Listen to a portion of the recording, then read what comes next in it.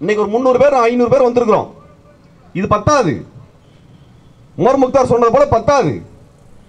5000 தோழர்கள் 50,000 தோழர்கள் திரட்டப்படணும். அதான் வலிமை. நீங்க அடுத்து நடத்தக்கூடிய போராட்டங்களுக்கு இது இதோட முடிஞ்சிடாது. நாங்க ஏதோ இன்னைக்கு அடையாள ஆர்ப்பாட்டம் வந்தோம், இன்னைக்கு செஞ்சோம், நாளைக்கு போயிட்டோம், இதன் கடமை முடிஞ்சு சொல்றதுக்கு நாங்க தேர்தல் கட்சி அல்ல. இதை விட மாட்டோம்.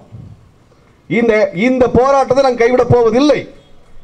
இன்றைக்கு இருக்கக்கூடிய 500 பேர் ஒவ்வொரு தோழரும் 10 பேரையாவது கூட்டிட்டு வரணுங்கிற முடிவெடுங்க. நீங்க அடுத்து வரக்கூடிய போராட்டம் என்பது இந்த கட்சிங்க நினைச்சா கூட திரட்ட முடியாத அளவிற்கு நம் தோழர்களை திரட்டி ஆகணும். ஒவ்வொருத்தட்டும் பேசுங்க, கூட்டிட்டு வாங்க. முகிலன் யாருக்காக சண்டை போட்டா? யாருக்காக சண்டை போட்டாரு? உங்களுக்காகவும் எனக்காகவும் இந்த நம்மளோட குழந்தைகளுக்காக நின்னவர் அவரு. காவிரி ஆத்த காப்பாத்தி அவரோட விவசாயம் பண்றதுக்கு பண்ணையாரா அவரு? சொல்லுங்க. அல்ல தூத்துக்குடியில அவர் என்ன சிமெண்ட் ஃபேக்டரி வச்சு அது நடத்துறதுக்காக வந்து நின்னாரு? இல்ல தேனியில டீ எஸ்டேட் நடத்துறதுக்கு, கம்பத்துல எஸ்டேட் வைக்கிறதுக்காக அவர் நியூட்ரலுக்கு எதிராக நின்னாரு? எதுக்காக? நமக்காக மட்டுமல்ல, நம் குழந்தைகளுக்காக. இப்படிப்பட்ட ஒரு மனுஷனுக்காக நம்ம போராட வரலன்னா நம்ம வாழ்றதே தேவையில்லாத ஒண்ணுதாங்க.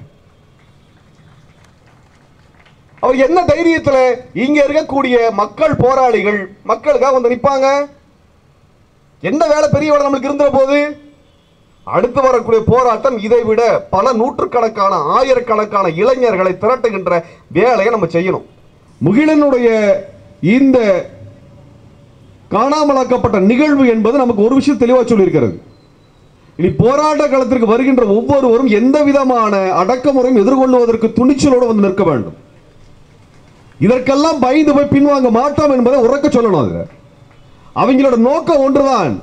முகிலனுக்கு என்ன நடக்குதோ அது நாளைக்கு உனக்கு நடக்கும் மிரட்டுறது தான் பண்ணியிருக்கிறான். திரும்ப திரும்ப சொல்றோம், இங்க இருக்கக்கூடிய அனைவரும் சொல்லுகின்றோம், நீங்கள் அனைவரும் காணாமல் போனாலும் அதற்கு மீண்டும் மீண்டும் எங்களை விட 100 மடங்கு தோழர்கள் வீதியில் வந்து நிற்பாங்கன்னு சொல்றோம்.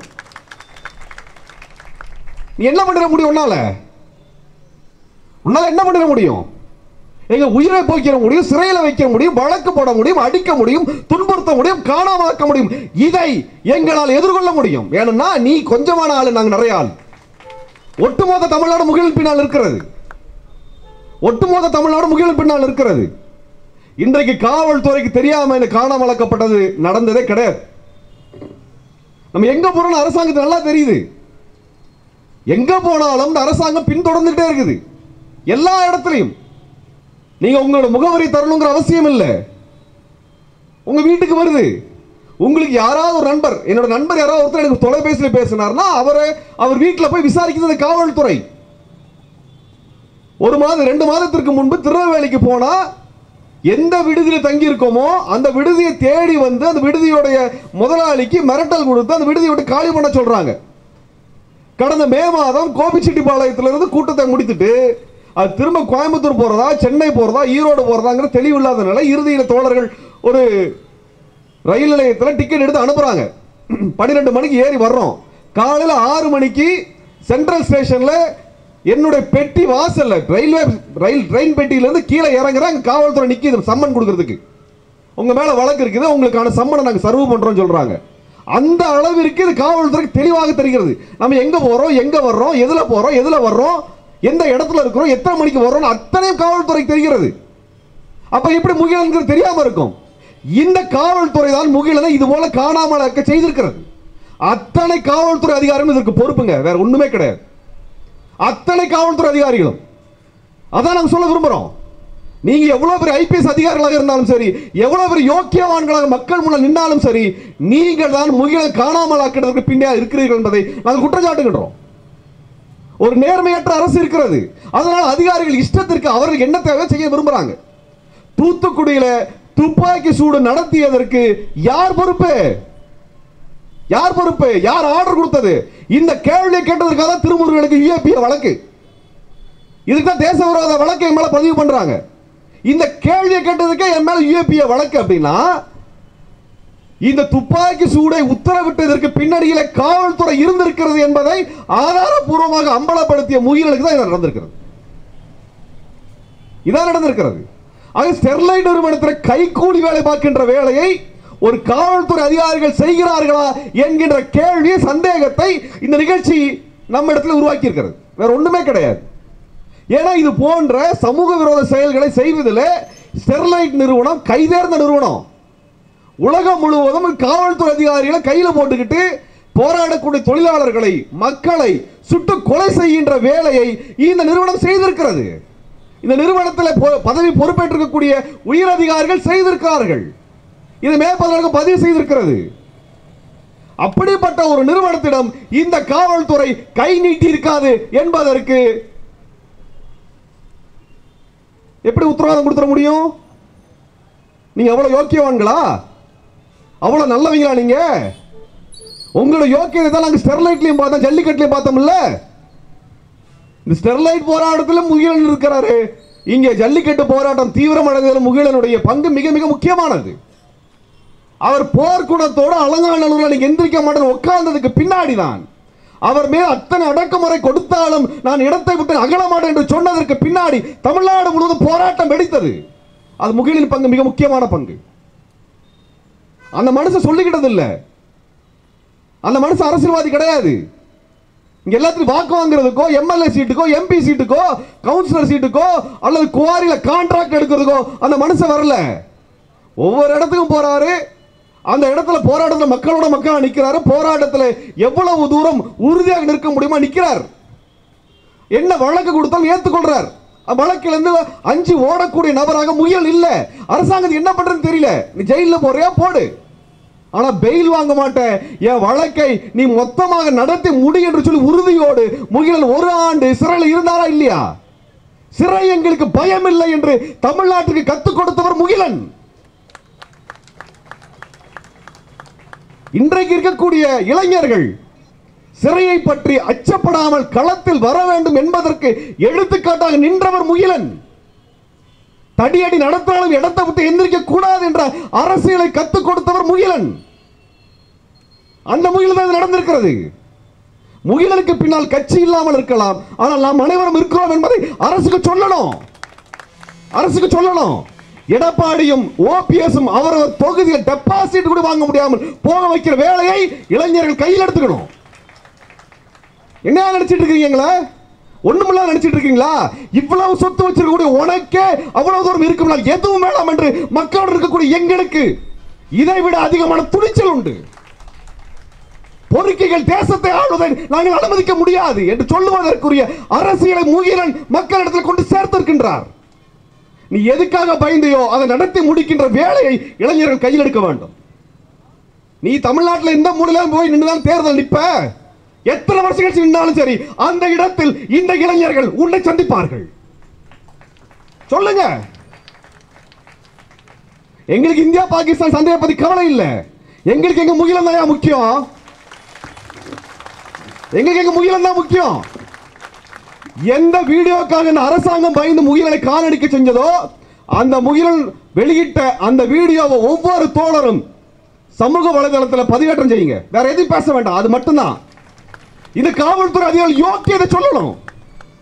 ஏதோ தங்க பதக்கத்துக்கு சிவாஜி கணேசனோ காக்க காக்க சூர்யாவோ நினைச்சோம் அவங்கள பார்த்தா நீங்க யாருன்னு எங்களுக்கு தெரியுமியா? அதான் முகிலன் அம்பலப்படுத்தி இருக்கிறார். இந்த காவல்துறை உயர் அதிகாரிகளுடைய யோக்கியதை எதை அம்பலப்படுத்தியதற்காக முகிலன் காணாமலக்கப்பட்ட செய்தாரோ அதை நம்ம எல்லாரும் செஞ்சாகணும். எடப்பாடியை வீட்டுக்கு அனுப்பணும், ஓபிஎஸ் வீட்டுக்கு அனுப்பணும். ரெண்டும் மட்டும் இல்ல, வீட்டுல இருந்து ஜெயிலுக்கு அனுப்புற வரைக்கும் இந்த வேலை செய்யணும். நீ காலம் முழுக்க அதிகாரத்தில் உட்கார்ந்து இருப்பீங்களா? நீங்க நாங்க சாவுக்கு பயப்படல, வழக்குக்கு பயப்படல, ஜெயிலுக்கு பயப்படல. என்ன ஆனா சரி நல்லா தயாரா நிக்கிறோம். நாங்க சாவி நல்லைய பார்த்துட்டோம். எங்களுக்கு அது ஒண்ணு அச்சப்படுத்தல. எங்களுக்கு ஒண்ணு இழப்பதற்கு பெரிய சொத்து சுகமெல்லாம் எங்களுக்கு கிடையாது. போனா போய் தொலைந்து போறதுக்கு நாங்க தயாரா இருக்கிறோம். ஆனா நீ ஏதோ சாவ நினைச்சு பயமுறுத்தணும் நினைச்சேனால் உனக்கு எதை மேலெல்லாம் ஆசை இருக்கிறதோ அதெல்லாம் உனக்கு கிடைக்காமல் செய்வதற்குரிய வலிமை எங்களுக்கு இருக்கிறது. அது செய்யணும். நாங்க சொல்லிக் கொள்றது ஒண்ணுதான். நாங்க ஜனநாயகத்தில் நம்பிக்கை வைத்திருப்பவர்கள், அறவழி போராட்டத்தில் நம்பிக்கை வச்சிருக்கிறவங்க. அதுக்காக வலிமை இல்லாத நினைச்சிடாத, பயந்தாங்குழி நினைச்சிடாத. மக்களை திரட்டுகின்ற சக்தி எங்களுக்கு இருக்கிறது. மக்களை திரட்டி போராட்டத்தை வலிமைப்படுத்துகிற சக்தி எங்களுக்கு இருக்கிறது. நாங்க தமிழ்நாட்டில் இருக்கக்கூடிய கட்சிகள் அனைத்துக்கும் சொல்றோம், உங்களுடைய தொண்டர்களை நீங்க களத்தில் இறக்கணும். ஆளுங்கட்சி அயோக்கியத்தனம் பண்ணா எதிர்க்கட்சியும் பேச வேண்டிய தேவை இருக்கிறது. திமுக பேசணும். இத்தனை கோடி பேரை நீங்க உறுப்பினராக வச்சிருக்கேன்னு சொல்றீங்க, ஆனால் இன்றைக்கு முகிலனுக்கு வரலனால் இந்த கட்சி மட்டும் ஆட்சிக்கு வந்து என்ன ஆயிரும் நாங்க சொல்லுவதற்கு எவ்வளவு நேரம் ஆகும் எங்களுக்கு? எடப்பாடி அமைதியை போல திமுக அமைதியாக்கும் என்றால் இரண்டு கட்சிகளுக்கு வேலை இல்லைன்னு சொல்றதுக்கு எங்களுக்கு எவ்வளவு நேரம் ஆகும்? எங்களுக்கு சொல்லுங்க. உங்களுக்கு வேற ஓட்டு போடுறதுக்கும் நாங்க வந்து நிக்கிறதுக்கு மட்டும் தான் வேணுமா? நீங்க நீங்க என்ன சீட்டு ஷேரிங் பேசுறதுக்கு மட்டும் தான் ஊடகம் முழுக்க பயன்படுத்துவீங்களா? இந்த ஊடகம் முழுக்க அதை மட்டும் தான் நடத்திட்டு இருக்குமா? நாங்க எல்லாத்தையும் சேர்த்து சொல்லிக்கிறோம்.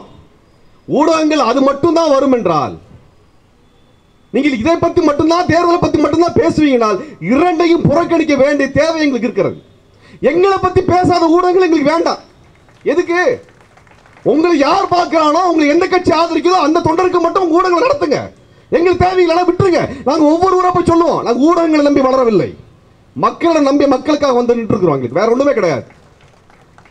ஆக இங்க இருக்கக்கூடிய அனைத்து பெரிய கட்சிகளும் அதிகாரத்தில் இருக்கின்ற கட்சிகளுக்கும் நாங்க இதான் சொல்ல விரும்புறோம். தேமுதிக ஒரு கட்சி இருக்குது, இது வரைக்கும் மக்களுக்காக வந்து நின்னதில்லை. ஆனா வந்தா செய்தி, எந்திரிச்சா செய்தி, போனா செய்தி, உட்கார்ந்தா செய்தி. என்னையா பண்ணாங்க மக்களுக்கு? அதான் செய்தி. அன்னைக்கு அவங்க தேர்தல் நின்னா நிக்காது, எங்களுக்கு என்னையா? எங்க பிரச்சனை கிட்ட வந்திருக்க அந்த கட்சியாவது? இன்னைக்கு எங்க பிரச்சனைக்கு வந்து நிக்காத, போராட்ட களத்தில் இறங்காத அனைத்து கட்சிகளும் மக்களுக்கு விரோதமானவை என்று நாங்கள் அறிவிக்கிறோம். வச்சுக்கோங்க. நீங்க அதிகாரத்தில் இருந்தா மட்டும் தான் கேள்வி கேட்பீங்க, அதிகாரத்தில் கேள்வி கேட்க மாட்டீங்களா? முகிலனை பற்றி பேச மாட்டீங்களா? அதிமுக அநியாயம் பண்ணி இருக்கிறது, கேள்வி கேட்பதற்கு திமுக வருமா வராதா? சொல்லுங்க, வருமா வராதா? பேச மாட்டீங்களா? உங்க தொண்டர்களை களத்தில் இறக்க மாட்டீங்களா? செத்து போன காங்கிரசுக்கு நீங்க உயிர் கொடுத்து வேலை செஞ்சிருக்கக்கூடிய நீங்க எங்கள் தோழர் முகிலனுக்காக என்ன செஞ்சிருக்கிறீங்க? என்ன செஞ்சீங்க? எங்களுடைய வலிமையை, எங்கள் தோழனை காப்பாதற்காக நாங்கள் அனைத்து வழியிலும் பயன்படுத்துவோம்.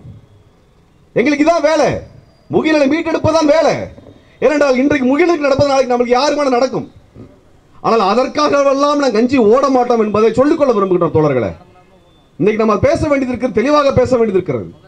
நாம் நம்முடைய அரசியல் எதுவோ, நம் மக்களுக்கான தேவை எதுவோ அதை செய்தியாக மாற்றுவோம். அதை தவிர அனைத்தையும் புறக்கணிக்க வேண்டிய தேவை நமக்கு இருக்கிறது. இங்கே அதிமுக, பாஜக போன்ற மக்கள் விரோத, தமிழர்கள் விரோத, கார்ப்பரேட் கைக்கூலிக்காக வேலை செய்யக்கூடிய கட்சிகளுக்கு எதிரான தீவிரமான ஒரு அரசியலை முன்னெடுக்க வேண்டிய தேவை நமக்கு இருக்கிறது. இந்த கட்சி ஒரு தொகுதியில் கூட ஜெயிக்க கூடாது, ஒரு தொகுதியில் கூட நீங்க ஜெயிக்க கூடாது. அதுக்கான யோக்கியதை எங்களுக்கு கிடையாது. நம்ம வலிமையை, இயக்கங்களின் வலிமையை இந்த கட்சிக்கு அப்பாற்பட்டு, தேர்தலுக்கு அப்பாற்பட்டு மக்களுக்காக நிற்கக்கூடிய நாம நம்ம வலிமையை நிரூபிக்கலனால் நம்மளை கிள்ளுக்கிற போல தான் நினைப்பாங்க அவங்க. எப்படி காங்கிரஸ் 2009 இருந்து மொத்தமாக துடைத்தெறியக்கூடிய வேலையை நம்ம செஞ்சோமோ அதே வேலையை அதிமுகவிற்கும் பாஜகவிற்கும் செய்யணும். தொடர்ச்சி அனுப்பணும் வெளியே. ஒரு குப்பையை போல, ஒரு குப்பையை போல, ஒரு கழிவை போல, ஒரு மனித மலத்தை போல இந்த கட்சிகளை அப்புறப்படுத்தணும். எல்லாரும் இறங்கி வேலை செய்யுங்க. எல்லாரும் அவரவர் ஊர்ல, அவர் நண்பர்கள் வட்டத்தில் இந்த கட்சிகளை நீக்குகின்ற வேலையை முன்னெடுங்க. ஒரு இடத்துல பாஜக செய்தி போட்டா எல்லா இடத்துலையும் செய்தி வருமா? எல்லா இடத்துலையும் செய்தி பரப்புவானா? எல்லா வாட்ஸ்அப்லையும் போடுவானா? எல்லா பேஸ்புக் முகநூல்ல எல்லா இடத்துலையும் செய்தியை போட முடியினால் அவனை விட வலிமையான நம்ம.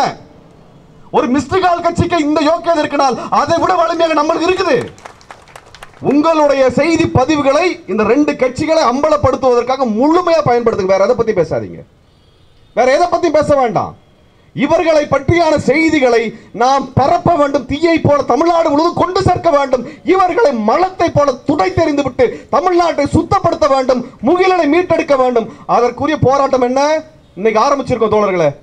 இந்த கூட்டம் கூட்டுறது ஏதோ நம்ம தேர்தலில் போய் நம்மளுக்காக சீட்டு ஷேரிங் கேட்கறதுக்காக இல்ல, நம்ம முகிலனை மீட்டெடுப்பதற்கு. இதுக்கு இந்த அரசாங்கம் பதில் சொல்லணும், இந்த காவல்துறை பதில் சொல்லணும், இந்த நீதிமன்ற பதில் சொல்லணும். எனக்கு முன்னாடி பேசின தோழர் குழந்தையரசன் சொன்னாரு, ஒரு நடிகரோட படம் வரணுங்கிறதுக்காக நைட்டு முழுக்க உட்கார்ந்து விசாரணை நடத்துறீங்க. ஏன் முகிலனோட விசாரிக்கிறதுக்கு என்ன? நீதிமன்றத்துக்கு என்னங்க வேலை? நீதிமன்றத்துக்கு வேற என்ன வேலை இருக்கிறது? ஒரு மனுஷன் காணாம போயிருக்கான்னு சொல்றாங்க. அவர் மக்களுடைய பிரச்சனை சம்பந்தமாக பேசிவிட்டு தன் உயிருக்கு ஆபத்து வரலான்னு சொல்லிட்டு போய் காணாம போயிருக்கார். இதுக்கு மேல வேற என்ன அம்பலப்படுத்தணும்? வெறும் சாவகாசமா 15 நாள் கழிச்சு போடுற கேஸ் மாதிரி போட்டா என்னது அர்த்தம்? அப்ப நீதிமன்றத்துக்கு இதுக்கு உடந்தையா இருக்குன்னு அர்த்தமா?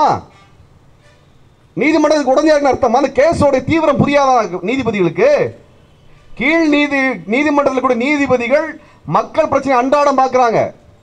காவல்துறை தூக்கிட்டு வர அத்தனை பொய் கேஸை ஏத்துக்கிறது இல்ல, கேள்வி கேட்கிறாங்க காவல்துறைய.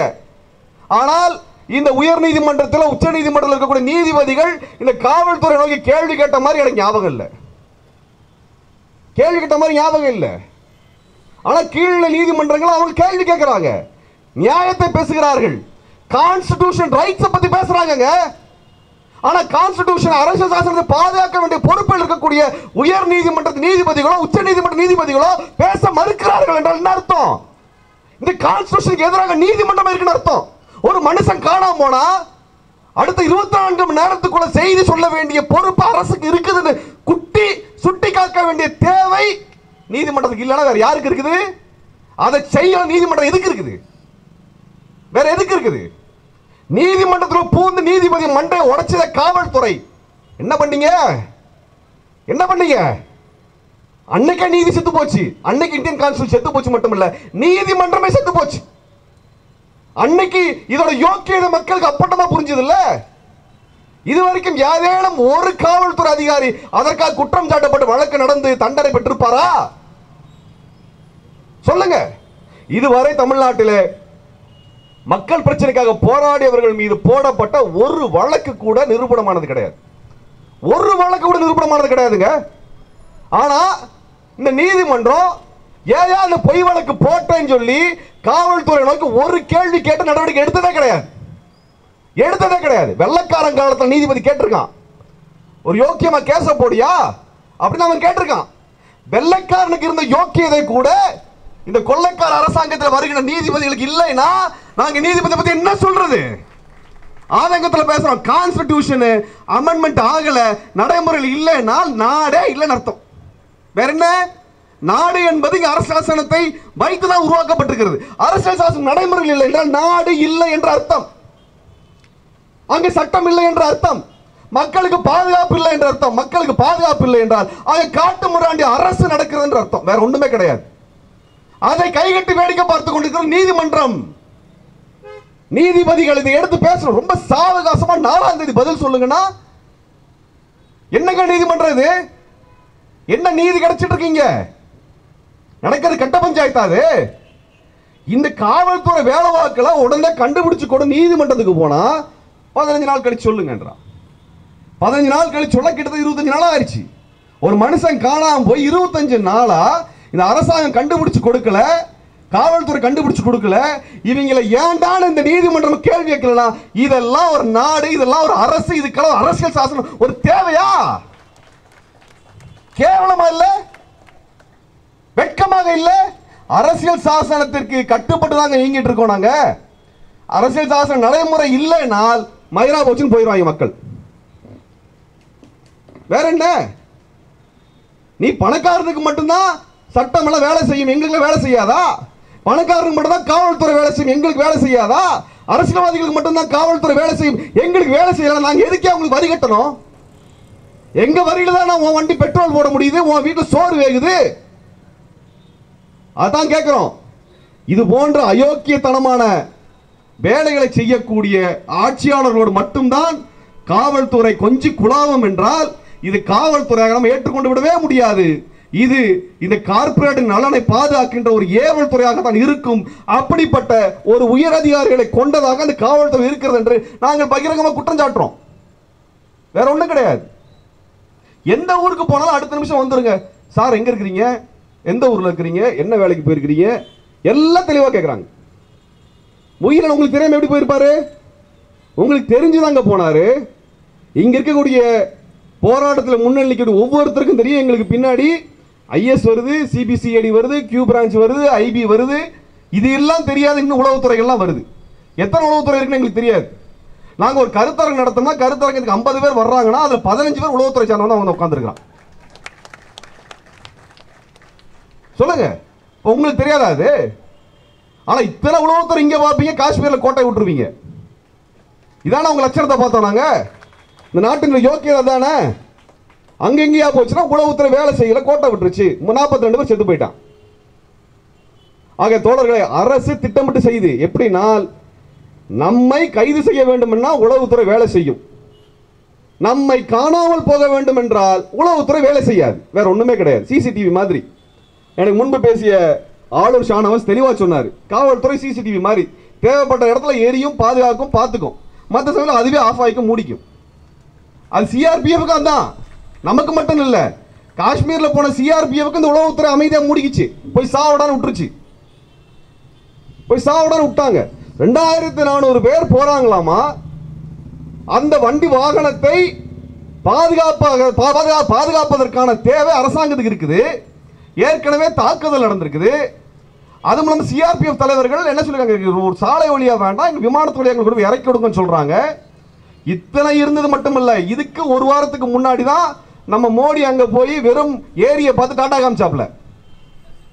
மனுஷனே இல்லாத ஏரியை பார்த்து டாடா காமிச்சு வந்தாரா இல்லையா? அது காஷ்மீர்ல நடந்துச்சு. அந்த ஆளு போய் கொஞ்ச நாள்ல இந்த தாக்குதல் நடக்குது, 42 பேர் சாகுறானால் சிஆர்பிஎஃப் பழி கொடுப்பதற்கு உளவுத்துறை தயாராகத்தான் இருந்திருக்கிறது என்றுதான் அர்த்தம். வேற என்ன? வேற என்ன? நாங்க உளவுத்துறை பத்தி வேற யாரோட எங்களுக்கு நல்லா தெரியுங்க, வேற யாரோட எங்களுக்கு நல்லா தெரியும். சாதாரணமா சிறையே ஒரு மூடப்பட்ட பகுதி தான். அங்க கழிவறைக்கு போகணும்னா அது கதவு இருக்காது. சிறையில வந்து கழிவறைக்கு கதவே இருக்காது. இதை தவிர பெங்களூர் வந்து கூட்டிட்டு வந்தப்ப கழிப்பறைக்கு போகணும்னு சொன்னா அப்படிதான் சொன்ன, கழிப்பறைக்கு போங்க. நாங்க கதவு மூட போனப்ப கதவெல்லாம் மூடாதீங்க, திறந்து வச்சு கழிப்பறைக்கு போனாங்க. நாங்க அவ்வளவு தூரம் பாதுகாப்பாங்க, நம்ம ஏதோ செவரட்டி குச்சி போயிடுவோம்னு சொல்லிட்டு.